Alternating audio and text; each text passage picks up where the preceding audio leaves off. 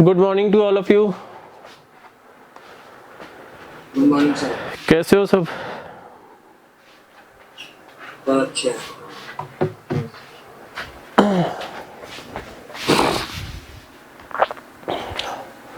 तो कल हमने पढ़े थे, कल चैप्टर हमने स्टार्ट किया था डबल एंट्री सिस्टम। मैंने आपको डबल एंट्री सिस्टम की डेफिनेशन समझाई थी और हमने कुछ फीचर्स पढ़े थे डबल एंट्री सिस्टम के।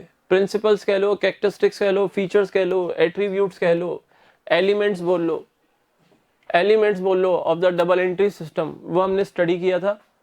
आज हम पढ़ेंगे क्लासिफिकेशन ऑफ अकाउंट्स एज पर double entry system, classification of accounts. यही है हमारा ट्रेडिशनल और इंग्लिश अप्रोच, यही हमारा है ट्रेडिशनल और इंग्लिश अप्रोच। ठीक है, good morning sir. Good morning बेटा। तो classification of accounts as per English और ट्रेडिशनल अप्रोच या एज पर डबल एंट्री सिस्टम। तो as per English approach or traditional approach, there are two types of accounts. First is personal accounts and second is impersonal accounts. Impersonal accounts. Personal accounts मतलब those accounts which are related to the natural persons, artificial persons, natural persons like Ram, Shyam, Mohan, जो alive person हैं, जो कि naturally birth लेते हैं, उनको बोलते हैं natural persons. Artificial persons like कोई फर्म हो गई, कोई जॉइंट स्टॉक कंपनी हो गई, कोई यूनिवर्सिटी का अकाउंट बन रहा है, कोई स्कूल अकाउंट बन रहा है, किसी बिजनेस ऑर्गेनाइजेशन का अकाउंट है। Bank account is also artificial account, artificial personal account. Bank account is also artificial personal account. क्यों सर? बैंक अकाउंट तो असेट होता है ना, वो तो बेटा उसके पॉइंट ऑफ व्यू से बोलते हैं हम, अमेरिकन अप्रोच के पॉइंट ऑफ व्यू से। अभी हम पढ़ रहे हैं ट्रेडिशनल और इंग्लिश अप्रोच। इस अप्रोच के अकॉर्डिंग दो टाइप के अकाउंट होते हैं, एक तो पर्सनल और एक इम्पर्सनल अकाउंट। तो पर्सनल अकाउंट में बैंक अकाउंट भी आएगा। क्यों आएगा? क्योंकि बैंक अकाउंट रिप्रेजेंट करता है बैंकिंग कंपनी को। मान लो आपने अकाउंट ओपन कर रखा है आईसीआईसीआई बैंक के अंदर, तो आप अपने ऑर्गेनाइजेशन के अंदर जो बैंक अकाउंट ओपन करोगे आप अपने ऑर्गेनाइजेशन की बुक्स में, तो वहां एक तरह से आप बैंक अकाउंट के पीछे कौन है? ICICI bank. अगर आपने बैंक अकाउंट में डिपॉजिट किया है 1 lakh rupees, it means at any time on any working day during the working hours you can demand rupees 1 lakh back from the ICICI bank. बोलो yes or no? Monday to Saturday on all the working days from 9 o'clock in the morning till 5 o'clock in the evening you can demand your money back from the ICICI bank limited. तो it means bank account is a personal account, क्योंकि वो एक banking company को represent कर रहा है। Impersonal accounts में आपके आते हैं real accounts and nominal accounts. अब रियल अकाउंट्स क्या है? वैसे तो हम डिटेल में पढ़ने वाले हैं, एक बार ओवरव्यू दे रहा हूं। Real accounts are related to those things which can be measured in terms of money, जिनको आप मनी टर्म्स में मेजर कर सकते हो, and which are the properties of the business organization, या कह लो कि those things which are in the possession of the business organisation and which can be measured in terms of money are known as या are called as real accounts. Real accounts दो तरह के होते हैं, टेंजिबल रियल और intangible real accounts. Tangible real accounts वो accounts जिनको हम टच कर सकते हैं, फील कर सकते हैं, देख सकते हैं। जैसे आपका हो गया cash account, tangible real account है। Stock account tangible real account है। Furniture account, land and building account, plant and machinery account, equipment account, computer account, fixtures account. Sir fixture क्या होते हैं? जैसे यहाँ पे ये एसी लगा हुआ है, इसको हम बोलेंगे फिक्सचर, इसको हम एसी अकाउंट नहीं बोलेंगे, क्योंकि ये वॉल में फिक्स किया गया है। सीलिंग फैंस फिक्सचर्स में आते हैं। ऑफिस इक्विपमेंट में क्या आते हैं सर? ऑफिस इक्विपमेंट में कंप्यूटर्स हो गए, लैपटॉप्स हो गए, आपके प्रिंटर्स हो गए, ये आपके ऑफिस इक्विपमेंट्स में आते हैं। तो सर एसी ऑफिस इक्विपमेंट में नहीं आता? नहीं बेटा, एसी को फिक्सचर में लिखना चाहिए क्योंकि वो वॉल में फिक्स होता है, एसी वॉल पे फिक्स होता है, तो एसी को आपको किस में लेना चाहिए? फिक्सचर अकाउंट के अंदर। क्लियर है? बोलो। Yes, sir. Yes, sir. Next है आपका intangible real accounts. Intangible real accounts, intangible real accounts are the accounts of those things which can be measured in terms of money but cannot be touched, seen and felt। लेकिन जिनको आप देख नहीं सकते, feel नहीं कर सकते, touch नहीं कर सकते। लाइक आपका हो गया गुडविल अकाउंट, ऑर्गेनाइजेशन का ब्रांड नेम। जैसे यहाँ पर हमारे VSI का ब्रांड नेम है VSI, यहाँ पे लिखा हुआ है ना, लोगो लगा हुआ है यहाँ पे आपका, तो ये VSI का ब्रांड नेम है, लोगो है VSI का। VSI एक ब्रांड है। बाटा शू कंपनी का मैंने आपको एग्जांपल दिया था, बाटा एक ब्रांड नेम है। जब भी लेदर शू परचेज करना आता है, मोस्ट ऑफ द पर्संस के माइंड में बाटा का ही आइडिया आता है कि भाई बाटा का शू लेना चाहिए हमें, ठीक है ना। उसके अलावा और भी ब्रांड हो गए। स्पोर्ट्स शूज के अंदर जाओ तो केवल बाटा का नाम नहीं आता, फिर आप देखते हो रीबॉक देखते हो, लिबर्टी देखते हो, और कई अदर कंपनीज हैं। तो सबकी एक ब्रांड इमेज है और उसी ब्रांड इमेज का वो पैसा आपसे क्या करते हैं? चार्ज करते हैं। आज हम अगर बाटा कंपनी का 2000 रुपीज का शू परचेज कर रहे हैं, शू पेयर परचेज कर रहे हैं, तो इट मीन्स शू की वैल्यू तो केवल 1200 रुपए है, नियर अबाउट 800 to 1000 रुपीज, यानी नियर अबाउट मैं कह सकता हूँ 50% पैसे तो केवल बाटा के ब्रांड नेम के हैं उसमें। Actual cost of the shoes near about 1000 to 1200 rupees है। इतना है मार्जिन, इतना है, क्योंकि वो कंपनी पिछले 40-50 साल से ऑनेस्टली हमें गुड क्वालिटी प्रोडक्ट्स प्रोवाइड कर रही है। अगर कंपनी की आफ्टर सेल सर्विसेज अच्छी हैं, अब जैसे देखो मारुति कंपनी की आफ्टर सेल सर्विसेज अच्छी हैं तो मारुति की कार्स की सेल्स बहुत अच्छी हैं, और hyundai के अंदर आफ्टर सेल सर्विसेज के अंदर बहुत प्रॉब्लम्स आ रही हैं, बहुत कंप्लेंट्स हैं। अभी मैंने सोशल मीडिया पे एक वीडियो देखा था, एक बंदा था हरियाणा का, उसने अपनी 15 लाख की कार कंपनी के hyundai कंपनी के शोरूम के बाहर उसने अपनी कार को आग लगा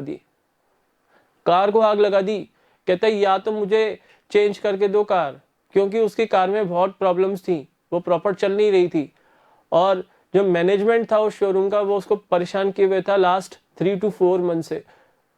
वो गुस्से में आके उसने अपनी कार को आगे लगा दी कंपनी के शोरूम के आगे, और 2-3 महीने तक शोरूम के बाहर टेंट लगा के बैठा रहा कि यहाँ पर कोई आए तो सही कार परचेज करने, मैं उसको वापस भेजूंगा कि hyundai की कार परचेज नहीं करनी।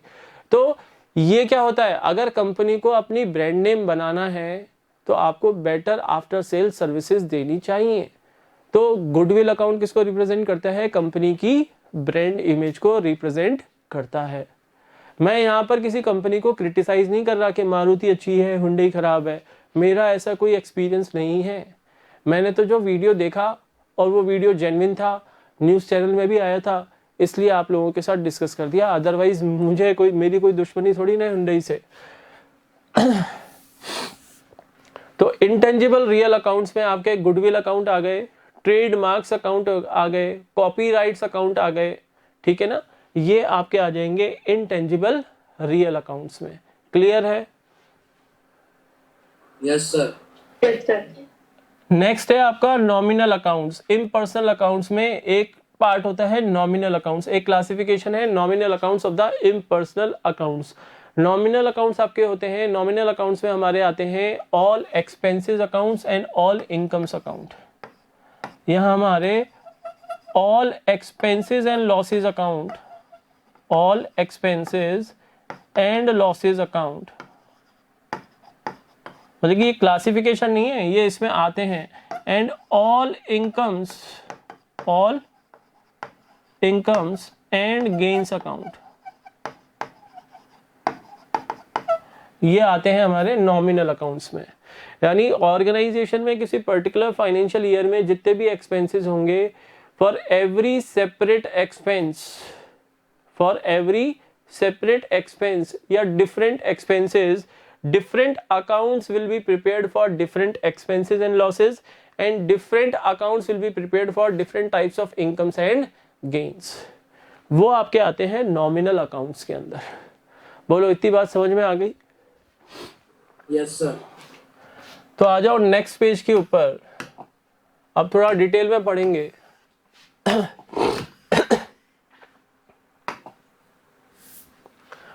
पर्सनल अकाउंट्स, मैंने कहा था ना, the accounts which relate to an individual.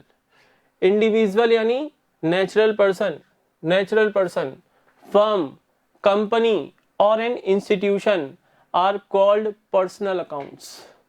Like accounts of Mohan, accounts of Ramchandra, Krishnachandra, account of DCM Limited. DCM Limited is a joint stock company. DCM Limited is a joint stock company. ठीक है. उसके बाद है account of Delhi university. हमने बोला था कि university के अकाउंट, किसी स्कूल का अकाउंट, जैसे मान लो यहाँ की हमारे स्कूल के पास में जो ICICI बैंक है, वहां पे मान लो हमारे VSI इंटरनेशनल स्कूल ने अपना अकाउंट ओपन कर रखा है, तो in the books of ICICI bank limited एक अकाउंट होगा VSI international school account. Yes और नो? ICICI बैंक लिमिटेड भी तो अब हमारा अकाउंट मेंटेन करेगा. ICICI बैंक लिमिटेड भी तो अपने अकाउंट्स मेंटेन करता है. हम अपनी बुक्स में मेंटेन करेंगे बैंक अकाउंट. और ICICI बैंक लिमिटेड के पॉइंट ऑफ व्यू से सोचो. अब आप अपने आप को ये मानो कि you are ICICI bank limited, branch of Pratap Nagar, तो आपकी बुक्स के अंदर VSI इंटरनेशनल स्कूल का अकाउंट ओपन होगा या नहीं होगा? Yes, sir. होगा ना. तो like that Delhi university account of VSI international school, ठीक है, like that bank account, capital account of the proprietor is also personal nature account. क्यों? क्योंकि वो बिजनेस के ओनर या प्रोप्राइटर को रिप्रेजेंट करता है. और ओनर या तो नेचुरल पर्सन होगा या फिर आर्टिफिशियल पर्सन भी हो सकता है. सर आर्टिफिशियल पर्सन और ओनर? हाँ, एक जॉइंट स्टॉक कंपनी में शेयर होल्डर्स ओनर होते हैं. तो जॉइंट स्टॉक कंपनी के शेयर्स एक बिजनेस ऑर्गेनाइजेशन भी परचेज कर सकती है. लेकिन एक सोल प्रोप्राइटरशिप बिजनेस या partnership form of business organisation के अंदर कोई बिजनेस फर्म या कोई बिजनेस एंटरप्राइज ओनर या पार्टनर नहीं हो सकता. ठीक है ना. बिजनेस फर्म या बिजनेस ऑर्गेनाइजेशन एक जॉइंट स्टॉक कंपनी में ओनर हो सकती है. वहां पे आप प्रोप्राइटर यानी ओनर बन सकते हो.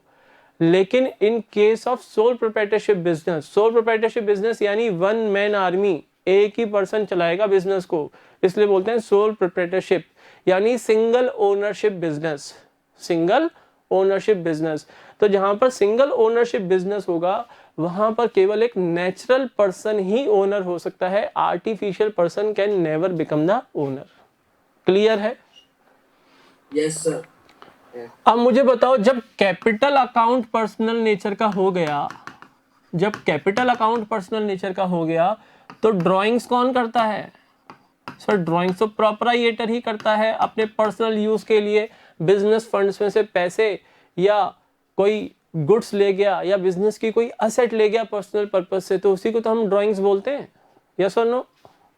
Yes, sir. तो ड्राइंग्स अकाउंट भी पर्सनल नेचर का है.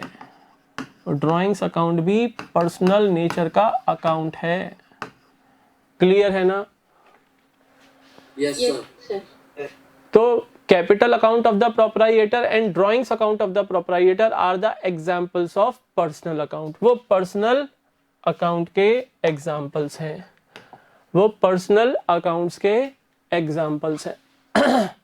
अब पर्सनल अकाउंट्स के डेबिट और क्रेडिट के रूल्स क्या हैं? पर्सनल अकाउंट्स पे रूल अप्लाई होते हैं. पर्सनल अकाउंट पे रूल अप्लाई क्या होते हैं? पर्सनल अकाउंट्स के रूल हैं डेबिट द रिसीवर को करोगे debit the receiver, and credit the giver. Credit the giver यानी debit the receiver of benefit and credit the giver of benefit. ये है rules relating to debit and credit in case of personal accounts. यानी accounts whose nature is of personal, there the rules of debit and credit will be debit the receiver and credit the giver. ये बोलने की जरूरत नहीं है debit the receiver of benefit, ये मैंने आपको समझाने के लिए बोला है. रूल क्या है? Debit the receiver and credit the giver. Clear है? Yes, sir. Yes, sir. ये रूल्स लर्न करने पड़ेंगे, ये रूल्स लर्न करने पड़ेंगे. ये नहीं कि सर हमें आता तो है लेकिन रूल हम वर्बली नहीं बोल सकते, नहीं, लर्न करने पड़ेंगे ये रूल. तो रूल देखो on page number 7.3. Rule for recording a transaction in personal accounts in simple words is debit the receiver and credit the giver. In other words, debit the person's account who receives something from the business and credit that person's account who gives something to the business. क्योंकि हम accounting किसकी books में कर रहे हैं? Business organisation की books में ना. तो इसलिए वो कह रहे हैं कि debit that person's account, debit that person account, क्या कह रहा है? Debit that person's account who receives something from the business. अगर बिजनेस गिवर है तो जो पर्सन बिजनेस से रिसीव कर रहा है उस पर्सन के अकाउंट को डेबिट करो. जैसे हम गुड्स सेल करेंगे कस्टमर को तो customer is receiving something from the business ना, customer is receiving something from the business ना. अब कस्टमर नेचुरल पर्सन भी हो सकता है और कोई आर्टिफिशियल पर्सन भी हो सकता है. कोई बिजनेस ऑर्गेनाइजेशन भी तो हमसे गुड्स परचेज कर सकता है, कोई बिजनेस ऑर्गेनाइजेशन भी तो हमसे गुड्स परचेज कर सकता है. तो कस्टमर का अकाउंट क्या हो गया? पर्सनल नेचर का अकाउंट हो गया कस्टमर. यस और नो? कस्टमर अकाउंट यानी डेटर अकाउंट पर्सनल नेचर का हो गया. अब पर्सनल नेचर का हो गया तो कस्टमर अकाउंट या डेटर अकाउंट पे रूल कौन से लगेंगे? पर्सनल अकाउंट वाले. Debit the receiver. Customer is receiving something from the business, that is why customer account will be debited. And credit the giver, like proprietor ने business में capital introduce की, proprietor ने business में capital introduce की तो proprietor is giving something to the business, तो credit the giver. That is why हम capital account करेंगे क्रेडिट. बोलो, समझ में आ रही है बात? Yes, sir. Yes, sir. Example देखो, पेड ₹20,000 टू हरी. हमने हरी को 20,000 रुपीज का पेमेंट किया. Hari is receiving ₹20,000 from the business ना. Here Hari is receiving ₹20,000 from the business, so Hari account will be debited. Debit the receiver. Hari account debit 20,000. और क्योंकि cash हम पे कर रहे हैं और कैश रिड्यूस हो रहा है, अभी अमेरिकन अप्रोच के अकॉर्डिंग बोल रहा हूँ कैश अकाउंट के रिगार्डिंग, क्योंकि अभी तक मैंने रियल अकाउंट के रूल्स नहीं पढ़ाए हैं. तो reduction in asset will be credited to cash account. Sir आप अमेरिकन और इंग्लिश अप्रोच को मिक्स क्यों कर रहे हो? क्योंकि अभी मैंने इंग्लिश अप्रोच के अकॉर्डिंग केवल पर्सनल अकाउंट्स के रूल्स बताए, अभी आपको मैंने रियल अकाउंट्स के रूल्स नहीं बताए. क्लियर है ना? Yes, sir. नेक्स्ट एग्जाम्पल है रिसीव्ड ₹10,000 फ्रॉम मोहन. हमने मोहन से 10,000 रुपीज रिसीव किए. Now business organisation is receiving. Treat yourself whether you are Varun, Vansh, ठीक है, अंशुल, शुभो, पायल, अपनी आइडेंटिटी भूल के खुद को ट्रीट करो. You are a business organisation. You are receiving ₹10,000 from Mohan. Now you have to record this financial transaction in your books of accounts. अपनी identity भूलो बच्चों, अपनी आइडेंटिटी भूल जाओ. जब आप पार्टनरशिप फर्म का क्वेश्चन करोगे, treat yourself as a partnership firm. जब आप जॉइंट स्टॉक कंपनी का क्वेश्चन करते हो, treat yourself as a joint stock company. जब आप हिंदू अनडिवाइडेड फैमिली के अकाउंट्स बनाते हो, treat yourself as a Hindu undivided family. इस टाइप से अगर अकाउंट्स पढ़ोगे ना तो तुम्हें बहुत इजीनेस फील होगी. तो यहां पर we are a business organisation and we are receiving ₹10,000 from Mohan. Cash is coming in the business organisation, 10,000 receive कर रहे हैं, cash account is an asset account, increase in asset will be debited, cash account debit. क्योंकि real account नहीं पढ़ाया अभी मैंने, इसलिए मैं अभी भी इसमें अमेरिकन अप्रोच लगा रहा हूँ। कैश अकाउंट डेबिट, चाहे आप अमेरिकन अप्रोच लगा लो, चाहे आप इंग्लिश अप्रोच लगा लो, डिफरेंस कुछ भी नहीं आएगा, debit and credit same accounts होंगे, ये भी हम चेक कर लेंगे। कैश अकाउंट डेबिट, अब मोहन से रिसीव कर रहे हैं, Mohan is giving benefit to the business organization, तो credit the giver to Mohan account. Sir receiver of benefit तो बिजनेस है ना, तो बेटा बिजनेस की बुक्स में बिजनेस का अकाउंट थोड़ी ना ओपन करोगे, बिजनेस की बुक्स में बिजनेस का अकाउंट ओपन नहीं होता। जैसे जिस पर्सन का बिजनेस है उस बिजनेस की बुक्स ऑफ अकाउंट्स में उस पर्सन का अकाउंट कैपिटल अकाउंट के नाम से ओपन करते हैं, ना कि उसके ओरिजिनल नेम से।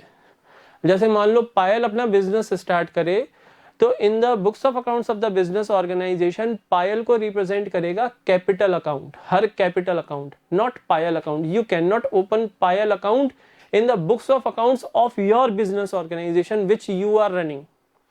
बात समझ में आ रही है? Yes sir. चलो आगे पढ़ते हैं। ऑब्जेक्टिव्स क्या हैं? पर्सनल अकाउंट्स मेंटेन करने के ऑब्जेक्टिव क्या हैं? पर्सनल अकाउंट मेंटेन करने के ऑब्जेक्टिव्स ये हैं कि हमें eight any point of time हम ये पता लगा सकते हैं कि किस पर्सन से हमें कितना पैसा लेना है, how much amount we have to receive from any person at any point of time, and how much amount is due to certain persons, how much amount is due to certain persons. जैसे debtor से हम amount receive करेंगे और creditors को हम amount पे करेंगे, तो डेटर्स एंड क्रेडिटर्स अकाउंट हम जब बनाएंगे तभी तो हमें पता लगेगा कि कौन से कस्टमर या डेटर से हमें कितना अमाउंट रिसीव करना है और किस क्रेडिटर को या किस सप्लायर को हमें कितना अमाउंट पे करना है। क्लियर है? Yes sir. तो ऑब्जेक्ट्स में पढ़ लो या ऑब्जेक्टिव्स बोल लो। Object of preparing a personal account is to ascertain as to how much amount a personal account owes to the business. Owes to the business यानी how much amount that person will pay to the business organization. That is how much amount is due to received from him and how much amount is owed to a personal account from the business. That is how much amount is payable by the business organization to a particular person. I hope समझ में आ गया होगा। Yes sir. Yes, sir. अब personal accounts के classification हैं।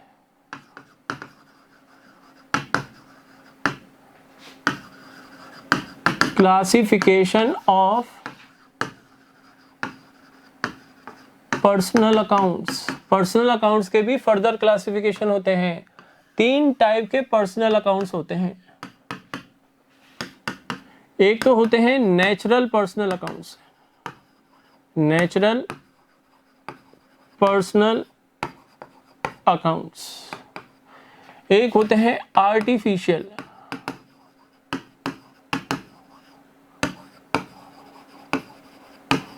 Personal accounts, और एक होते हैं representative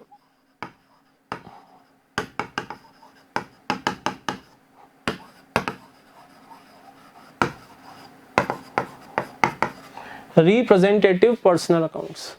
Natural personal accounts relate to the natural persons, यानी the persons who have taken birth naturally, यानी accounts of alive persons will be known as natural personal accounts. जैसे Ram account, Shyam account, पायल account, Varun account, वंश account, करण account, ये क्या है? ये natural persons हैं, तो इनके अकाउंट आएंगे नेचुरल पर्सनल अकाउंट्स में। हालांकि तीनों ही केस में रूल सेम लगेगा, debit the receiver and credit the giver. Debit the receiver, credit the giver, rule same लगेगी इन डेबिट और क्रेडिट के, लेकिन बस इनके क्लासिफिकेशन कर रखे हैं कि अगर किसी अलाइव पर्सन का अकाउंट होगा तो वह नेचुरल पर्सनल अकाउंट्स में काउंट होगा। बोलो बात समझ में आ गई? Yes, sir. Yes sir. Sir इसके अलावा और भी आते हैं क्या यहाँ पर? हाँ, कैपिटल अकाउंट आ गया प्रोप्राइएटर का, ड्रॉइंग्स अकाउंट भी नेचुरल पर्सनल अकाउंट्स में आते हैं। इसके अलावा डेटर्स अकाउंट यानी कस्टमर्स अकाउंट जिनको हमने क्रेडिट बेसिस पे गुड सेल किए हैं वो भी यहीं आते हैं, एंड क्रेडिटर्स अकाउंट भी यहीं आएंगे, क्रेडिटर्स अकाउंट भी यहीं आएंगे। बोलो बात समझ में आ गई? Yes, sir. Sir BR account, BP account, bill receivable account and bills payable account वो भी यहीं आएंगे। डेटर से हमें क्या मिलते हैं? बिल रिसीवेबल मिलते हैं, सिखाया था मैंने सेकंड चैप्टर में वो डायग्राम बना के, याद है क्या? Yes, sir. तो BR अकाउंट और बिल्स पेबल अकाउंट भी यहीं आएंगे। BR अकाउंट डेटर से ही तो मिलते हैं बिल रिसीवेबल, और बिल्स पेबल हम क्रेडिटर्स को इश्यू करते हैं, तो वो भी नेचुरल पर्सनल अकाउंट्स में आएंगे। ठीक है सर, बात समझ में आ गई हमें? Artificial personal accounts, artificial personal accounts, these accounts are related to those persons which do not have physical existence like natural human beings। जो नेचुरल ह्यूमन बींग्स का जैसे फिजिकल एग्जिस्टेंस होता है, हम एक दूसरे को देख सकते हैं, चाहे तो टच कर सकते हैं सामने वाले की परमिशन से। सामने वाले की परमिशन नहीं होगी, आपने उसको टच कर दिया, थप्पड़ मारेगा खींच के आपको, how dare you touch me. तो अगर नेचुरल ह्यूमन बींग्स हैं तो हम एक दूसरे को देख सकते हैं, टच कर सकते हैं, फील कर सकते हैं। टच करेंगे तो फीलिंग तो आएगी। तो आर्टिफिशियल पर्सन्स वो हैं जो फिजिकल एग्जिस्टेंस नहीं रखते, like natural human beings, like natural human beings वो फिजिकल एग्जिस्टेंस नहीं रखते, लेकिन ये अकाउंट भी पर्सनल नेचर के होते हैं, लेकिन ये अकाउंट भी पर्सनल नेचर के होते हैं, like bank account. Bank account artificial person है, बैंकिंग कंपनी को रिप्रेजेंट कर रहा है। क्या हम बैंक को देख सकते हैं? सर देखते तो हैं, बिल्डिंग है, तुम बिल्डिंग देख रहे हो, तुम बैंक को थोड़ी ना देख रहे हो, वो तो बैंक की बिल्डिंग है, तुम बिल्डिंग को देख रहे हो, बैंक को थोड़ी ना देख रहे हो। तो बैंकिंग कंपनी को बैंक अकाउंट रिप्रेजेंट करता है। तो बैंक अकाउंट क्या हो गया? Artificial person. कोई ऑर्गेनाइजेशन का account, business organisation account, university account, school account, जैसे अभी हमने एग्जांपल लिया था आईसीआईसीआई बैंक लिमिटेड में VSI इंटरनेशनल स्कूल का अकाउंट ओपन किया हुआ है, तो क्या VSI इंटरनेशनल स्कूल को आप देख सकते हो क्या? As a human being, just like a human being, आप VSI इंटरनेशनल स्कूल को देख सकते हो चलता फिरता हुआ? बोलो नो। तो VSI इंटरनेशनल स्कूल का account in the books of ICICI bank limited is an artificial personal account. बोलो बात आगे समझ में? Yes, sir. Yes, sir. Next है रिप्रेजेंटेटिव पर्सनल अकाउंट्स। ये अकाउंट्स जो रिप्रेजेंटेटिव पर्सनल अकाउंट्स है, these accounts represent a particular person or group of persons. ये एक पर्टिकुलर पर्सन को रिप्रेजेंट करेगा या ग्रुप ऑफ पर्संस को रिप्रेजेंट करेगा। सर ऐसे समझ में नहीं आता, एग्जांपल दो। मान लो राम हमारे यहाँ एम्प्लॉई है, उसको मार्च 2021 की सैलरी है, उसकी मार्च 2021 की उसकी सैलरी है मान लो 40,000 रुपीज। अब ये सैलरी उसको मार्च मंथ की ड्यू तो हो गई, लेकिन अभी भी हमने इसका पेमेंट नहीं किया, तो ऐसी सैलरी को हम क्या बोलते हैं? आउटस्टैंडिंग सैलरी ना। Yes, sir. Salary due but not yet paid सिखाया था मैंने। तो आउटस्टैंडिंग सैलरी अकाउंट, अगर केवल सैलरी अकाउंट होगा तो वो तो एक्सपेंस अकाउंट हो गया। अगर केवल सैलरी अकाउंट होगा तो वो तो एक्सपेंस अकाउंट हो गया। बोलो हाँ या ना? Yes, sir. सैलरी Yes, तो sir. एक्सपेंस है ना बेटा बिजनेस के। तो अगर सिंपल सैलरी अकाउंट है तो salary account is an expense account. और मैंने आपको बताया था कि एक्सपेंस और इनकम्स अकाउंट हमारे नॉमिनल अकाउंट की कैटेगरी में आते हैं। तो केवल सैलरी अकाउंट होगा तो गया नॉमिनल कैटेगरी में। लेकिन अगर सैलरी के साथ लग गया आउटस्टैंडिंग, अब वो आउटस्टैंडिंग सैलरी अकाउंट रिप्रेजेंट किसको कर रहा है? मिस्टर राम को ना। रिप्रेजेंट किसको कर रहा है? मिस्टर राम को ना। यानी जिन लोगों को सैलरी ड्यू तो हो गई लेकिन अभी हमने पे नहीं की, outstanding salary account is representing those specific person और पर्संस। यस और no? Yes, sir. That is why outstanding salary account will be known as a representative personal account. यानी accounts of, if a account is representing a particular person or group of persons, then that account will be termed as representative personal account. Example, outstanding salary, prepaid insurance, like that. Clear है? Yes, sir. Yes, sir. Sir rule तो same ही लगेंगे ना सब पे? हाँ बेटा, personal accounts के rule debit the receiver and credit the giver, सब पे सेम लगेगा, सब पे सेम लगेगा. अब देख लो टाइप्स और classification of personal accounts.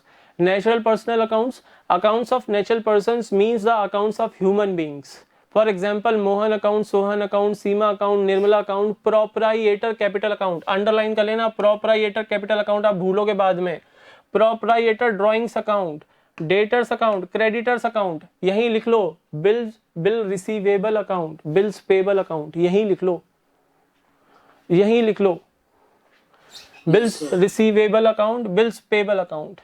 Next है artificial personal accounts. These accounts do not have physical existence as human beings, but they work as personal accounts. For example, any firm account, any limited company account, any institution account, any bank account. These are treated as artificial persons for the recording of business transactions. For the recording of business transactions.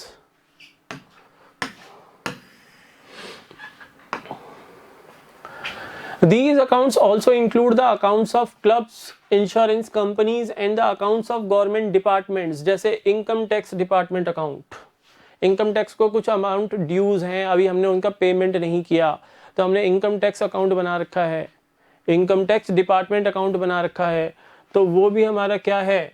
Artificial personal account. Income tax department account होना चाहिए. अगर income tax account है, बोलो income tax account है, तो वो department को represent कर रहा है या हमारे टैक्स एक्सपेंसेस को रिप्रेजेंट कर रहा है? सर हमारे टैक्स एक्सपेंसेस को रिप्रेजेंट कर रहा है. फिर वो नॉमिनल कैटेगरी में जाएगा, फिर वो नॉमिनल कैटेगरी में जाएगा. और मजे की बात बोलूं, वो नॉमिनल में भी नहीं जाएगा. सर क्यों? क्योंकि income tax is a direct tax. Tax दो तरह के होता है, एक तो डायरेक्ट टैक्स होता है, एक इनडायरेक्ट टैक्स होता है. डायरेक्ट टैक्स वो होता है जब जो पर्टिकुलर पर्सन पे लगता है और वो ही पर्सन पे करता है अपने टैक्स बर्डन को गवर्नमेंट को, वो किसी और को ट्रांसफर नहीं कर सकता अपना टैक्स बर्डन. जैसे आपके फादर जो जॉब में हैं, जिनके पेरेंट्स जॉब में हैं, तो जो वो सैलरी इनकम अर्न करते हैं उस पर जो टैक्स लगता है वो आपके फादर ही पे कर सकते हैं. वो अपना टैक्स बर्डन किसी और को शिफ्ट नहीं कर सकते. इसको बोलते हैं डायरेक्ट टैक्स. जो कमाएगा वो ही उस पर टैक्स पे करेगा. इनडायरेक्ट टैक्स, जो भी आप मार्केट से आइटम परचेज करते हो, यानी जहां पर टैक्स का बर्डन किसी दूसरे पर्सन पे शिफ्ट किया जा सकता है. सर कैसे? मान लो ये डिजिटल पेन में परचेज करके लाया मार्केट से 500 रुपीज का, तो 500 का परचेज किया तो हो सकता इसमें टैक्स अमाउंट शामिल होगा 500 में. इंक्लूसिव ऑफ टैक्स लिखा होता है ना, जब भी आप कोई प्रोडक्ट परचेज करते हो ध्यान से परचेज करना, उस पे पैकेट पे लिखा होता है इंक्लूसिव ऑफ टैक्स, यानी आप उसके साथ टैक्स का भी पेमेंट कर रहे हो. अब 500 का मैं खरीद के लाया मार्केट से, 600 में मैंने आपको बेच दिया, तो 600 रुपए में जब मैंने आपको बेचा तो मैंने अपना टैक्स बर्डन भी तो आपको शिफ्ट कर दिया. यस और नो? Yes sir. 500 रुपए में जो टैक्स बर्डन था वो भी तो मैंने आपको शिफ्ट कर दिया. तो in case of direct tax, the burden of tax can never be transferred by the person on whom tax has been charged by the government. But in case of indirect tax, the burden of tax can also be shifted from person to person. तो जो income tax है वो किसके ऊपर लगेगा? प्रोप्राइएटर की income, प्रोप्राइएटर के ऊपर लगेगा ना, उसकी इनकम के ऊपर.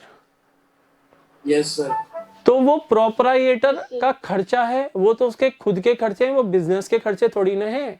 इसलिए हम जर्नल चैप्टर में मैं आपको पढ़ाऊंगा कि अगर क्वेश्चन में आता है paid income tax from the business funds, यानी वो है ड्रॉइंग्स, ये तो प्रोप्राइएटर के पर्सनल एक्सपेंसेस हैं. अगर बिजनेस फंड्स में से इनकम टैक्स का पेमेंट किया गया है तो फिर हम ड्रॉइंग्स अकाउंट में डेबिट करेंगे. बोलो बात आगे समझ में? Yes sir. Yes, sir. अब देखो representative personal accounts, when an account represent a particular person or group of persons it is termed as a representative personal account. For example, if the salaries for the month of December are not paid to the employees, the amount payable to these employees will be added and put under one common title salaries outstanding account. This account represents the accounts of all the persons to whom salaries have to be paid. This is therefore termed as representative personal account. Other examples of representative personal accounts are prepaid insurance account, accrued interest account, unearned commission account. Sir ये क्या आ गए? Outstanding तो चलो आपने हमें बता दिया था,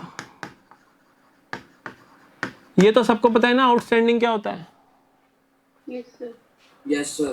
सर प्रीपेड क्या होता है? सर प्रीपेड भी बताया था मैंने, याद है क्या? Yes, sir. बताया था. Yes, sir. सबको पता है प्रीपेड? कोई ऐसा बच्चा जो प्रीपेड में के मामले में कंफ्यूज्ड हो? पता है. अक्रूड ये तो नहीं बताया था मैंने, अक्रूड तो नहीं बताया था मैंने. अक्रूड को ही कहते हैं हम income earned but not yet received. इसी को बोलते हैं अक्रूड इनकम. बोलो अक्रूड इनकम. तो अक्रूड इनकम का ही सिनोनिम है income earned but not yet received. Income earned but not yet received. मान लो बिजनेस ऑर्गेनाइजेशन ने किसी पर्टिकुलर पर्सन को कमीशन सर्विसेज दे दी. कौन सी सर्विसेज दी? कमीशन सर्विसेज दी. तो बदले में ऑर्गेनाइजेशन को कमीशन इनकम होगी. यस और no? Yes, sir. Yes, sir. मान लो सर्विसेज दी थी 10,000 रुपीज की, तो बदले में 10,000 रुपीज की कमीशन इनकम होगी. हमने सर्विसेज तो दे दी तो इनकम मिलनी चाहिए थी ना, पैसा मिलना चाहिए था. हमने सर्विसेज तो दे दी, सर्विसेज देते ही क्या हमें कमीशन इनकम हमारी रेज हो गई? जैसे ही सर्विसेज दूंगा वैसे ही कमीशन इनकम रेज हो जाएगी ना. Yes, sir. लेकिन हमें ये पैसा अभी तक कैश में मिला नहीं, ना तो कैश में मिला ना चेक से मिला. तो ऐसे केस में मैं अपनी इनकम तो रिकॉग्नाइज करूंगा बुक्स ऑफ अकाउंट्स में, या वेट करेंगे कि भाई जब वो देगा तब इनकम बुक करेंगे? हम जो बुक्स ऑफ अकाउंट्स बनाते हैं वो अक्रूवल बेसिस पे बनाते हैं. अक्रूवल का मतलब है कि अगर हमने कोई एक्सपेंसेस इनकर कर दिए, फिर भले ही हमने उसका पेमेंट किया हो या नहीं किया हो, उन एक्सपेंसेस को हम इमीडिएटली बुक करेंगे बुक्स ऑफ अकाउंट्स में. इन द सेम वे अगर हमने कोई सर्विसेज या गुड्स या और कोई सर्विसेज किसी कस्टमर को प्रोवाइड की, if the amount is not yet received from that person, तो इसका मतलब ये नहीं है कि जब पेमेंट मिलेगा तब इनकम बुक करेंगे. नो, इनकम हम इमीडिएटली बुक करेंगे. तो हमने कमीशन सर्विसेज दी और बदले में 10,000 मिलना था, लेकिन अभी इस पे क्वेश्चन मार्क लगा हुआ है, ये अभी नहीं मिला. तो इसको मैं बोलूंगा commission earned but not yet received. Commission earn तो कर लिया लेकिन अभी तक रिसीव नहीं हुआ. या इसको हम ये भी बोल सकते हैं अक्रूड कमीशन.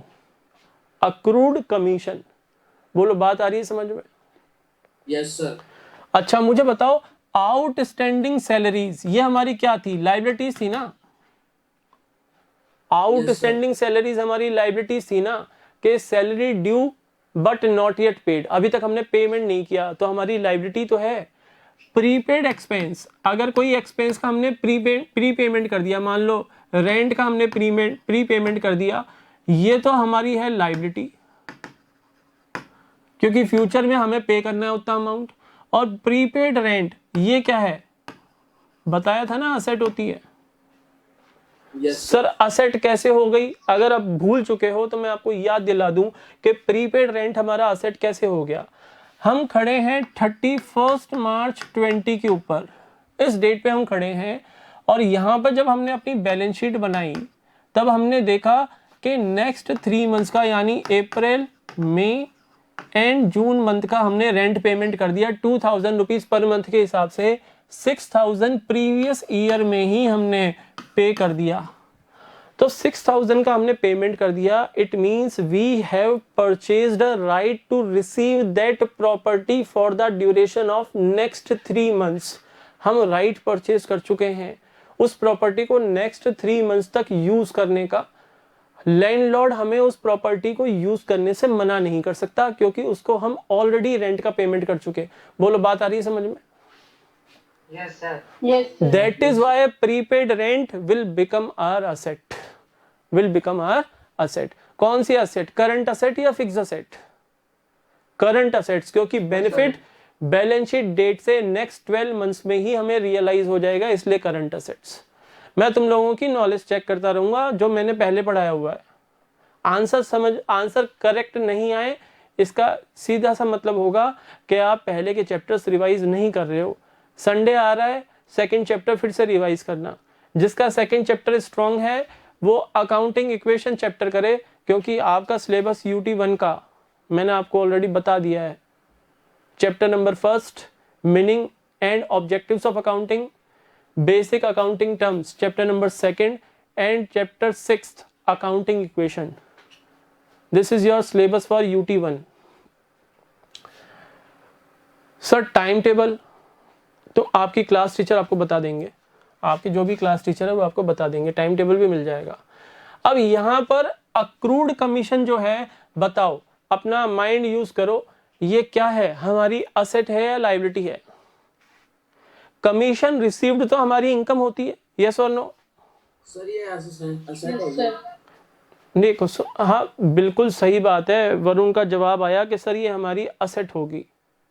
वरुण का जवाब आया सर ये हमारी असेट होगी, बिल्कुल करेक्ट आंसर है। मैंने पहले क्या पूछा था कि कमीशन इनकम रिसीव्ड, यानी कमीशन इनकम तो हमारे इनकम है, कमीशन इनकम तो हमारी इनकम है। अब अक्रूड कमीशन और कमीशन रिसीव्ड में डिफरेंस है क्या? Answer is yes, there is a huge difference. Commission received वो तो रिसीव हो चुका, वो तो हमारी इनकम ही है। अक्रूड कमीशन यानी हमने कमीशन सर्विसेज तो दे दी, बदले में हमें पैसा नहीं मिला, तो अब मैं क्या कह सकता हूं? Now we have right to receive ₹10,000 from this person for our commission services, for our commission services. This person cannot deny to make the payment of ₹10,000 in the future. He will make the payment in the future to the business organization. That is why accrued commission या income earned but not yet received is the asset of the business organization. बोलो, समझ में आ गया? Yes sir. Yes, sir. Yes, sir. एक terminology और समझ लो, फिर आज की क्लास ओवर करते हैं। अब जो टर्मिनोलॉजी आएगी, मुझे बात यह है पहले उनके ऊपर एम्फेसाइज करना पड़ेगा, अदरवाइज आप लोगों की क्वेरीज पीछे पेंडिंग रहेंगी और वो मैं नहीं चाहता कि क्वेरीज पेंडिंग होती जाए। एक हमने टर्म पढ़ी थी क्या टर्म थी? अनअर्न्ड।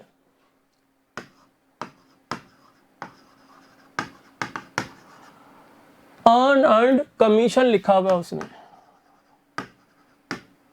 Unearned commission.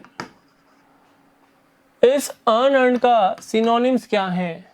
हम बोल सकते हैं अनअर्न्ड कमीशन है ना, इसी को हम बोल सकते हैं commission received in advance, commission received in advance. एक नाम और दे सकते हैं, हम बोल सकते हैं कमीशन रिसीव्ड, रिसीव तो कर लिया but not yet earned. Commission received but not yet earned. बताओ, कोई बच्चा मुझे बता सकता है कि ये हमारी असेट है या लायबिलिटी है? Liability. Very good, very very good. Unearned है, यानी अभी तक हमने अर्न ही नहीं किया लेकिन हम उसको रिसीव कर चुके हैं, यानी it is our liability to pay to provide the commission services in the future. It is a liability to provide the commission services in the future. क्या ये हमारी करंट ईयर की जिस ईयर में हमें इनकम एडवांस में receive हो जाए, क्या वो इनकम उस पर्टिकुलर फाइनेंशियल ईयर की इनकम है या नेक्स्ट ईयर की इनकम है? Income belongs to next year but received in the current year हमारी लाइबिलिटी है। बोलो यस और no. Yes, sir. Yes, sir. Yes. जैसे आप स्कूल में फीस डिपॉजिट कराते हो तो आप वो आपकी जब फीस आप एडवांस में डिपॉजिट कराते हो, सिंपल सी बात है, तो एडवांस में डिपॉजिट कराते हो तो आप राइट परचेज करके लेके जाते हो स्कूल से, and now you will have a right to receive the educational services from the school. और स्कूल की लाइबिलिटी बन जाती है कि it is the liability of the school to provide the educational services to you. बात आ रही है समझ में? तो अनअर्न्ड कमीशन या कमीशन रिसीव्ड इन एडवांस, या आप बोल सकते हो commission received but not yet earned, कैसे भी पूछ सकते हैं क्वेश्चन में एग्जाम के अंदर। ये टर्मिनोलॉजी ध्यान में रखनी पड़ेगी। ये सिनोनिम्स हैं, ये एक ही चीज है और ये असेट नहीं होती। This is a liability for the business organisation. This is a liability for the business organisation. I hope समझ में आ गया होगा। Yes, sir. तो बेटा आज यहीं तक रखते हैं। हमने पर्सनल अकाउंट्स कंप्लीट कर लिया। कल हम इम्पर्सनल अकाउंट्स में रियल अकाउंट्स और नॉमिनल अकाउंट्स पढ़ेंगे और मंडे हम इस चैप्टर को ओवर कर देंगे। Monday this chapter will be over. Sir फिर ट्यूसडे कौन सा चैप्टर पढ़ेंगे? श्योर्स डॉक्यूमेंट्स पढ़ेंगे फिर हम ट्यूसडे से, ठीक है ना? Yes, sir. Yes, sir. Okay बेटा, that's all for today. Have a nice day to all of you. Thank you, sir. Bye.